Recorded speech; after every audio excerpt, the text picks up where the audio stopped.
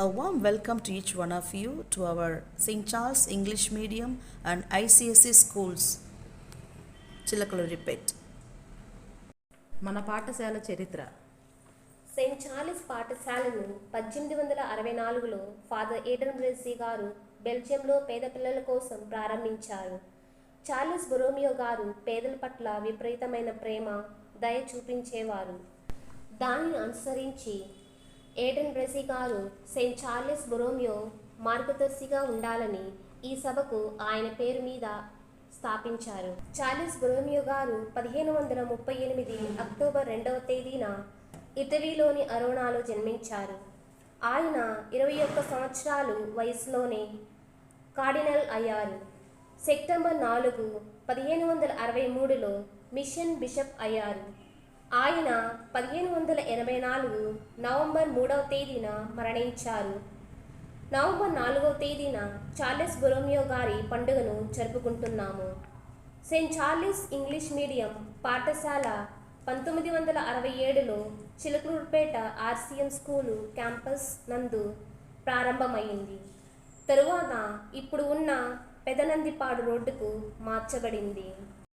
ఈ చార్లెస్ పాఠశాల యందు విశాలమైన తరగతి గదులు, కంప్యూటర్ ల్యాబ్, ఆటలు ఆడుకోవడానికి విశాలమైన ఖాళీ స్థలం, మంచి గాలిని ఇచ్చే చెట్లు, మంచినీటి కొరకు వాటర్ ప్లాంట్ కూడా ఉంది. సందెపూడి, వేలూరు, గణపవరం, పండరీపురం, పురుషోత్తపట్నం, క్రీస్తు కాలనీ మరియు ఇతర ప్రదేశాలకు విద్యార్థులను తీసుకుని రావడానికి బస్సు సౌకర్యం కూడా కలదు. ఇక్కడ పనిచేస్తున్న ఉపాధ్యాయులు తమ సొంత బిడ్డల పట్ల ఎంత ప్రేమ కలిగి ఉంటారో ఇక్కడ ఉన్న అందరు విద్యార్థుల పట్ల అదే వైఖరి కలిగి పాఠ్యాంశాలను, మానవీయ విలువలను అందిస్తారు. ఈ పాఠశాలలో చదివిన ఎంతోమంది విద్యార్థులు IAS ఆఫీసర్, డాక్టర్స్, బిజినెస్ మరియు ఇంకా ప్రముఖమైన రంగాలలో రాణిస్తున్నారు. తరగతి గదిలో విద్యార్థులను బృందాలుగా ఏర్పాటు చేసి వారికి పాఠ్యాంశాలు వివరించడం జరుగుతుంది. KG విద్యార్థులకు మా పాఠశాల యందు యానిమల్స్ డేని అద్భుతంగా నిర్వహించడం జరిగింది. చిన్నపిల్లలకు ఫ్యాన్సీ డ్రెస్ కాంపిటీషన్ నిర్వహించి వారికి బహుమతులు ఇవ్వడం జరిగింది. KG విద్యార్థులకు కలర్స్ డేను నిర్వహించారు. UKG మరియు 5వ తరగతి విద్యార్థులకు గ్రాడ్యుయేషన్ డే నిర్వహించారు. స్పోర్ట్స్ డే నిర్వహించి విద్యార్థులలోని నైపుణ్యాలను వెలికితీయడం జరిగింది.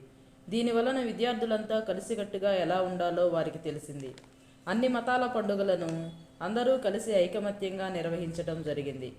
పాఠశాలలో చదువుతున్న KG నుండి 3వ తరగతి విద్యార్థులను విజయవాడ అంబేద్కర్ స్మృతివనం, గుంటూరు గాంధీ పార్కుకు, 4వ తరగతి నుండి 10వ తరగతి చదివే విద్యార్థులను హాయ్లాండ్, గుంటూరు గాంధీ పార్కుకు విహారయాత్రకు తీసుకువెళ్లడం జరిగింది. జనవరి 26 రిపబ్లిక్ డేను పాఠశాల ఆవరణలో వైభవంగా నిర్వహించడం జరిగింది.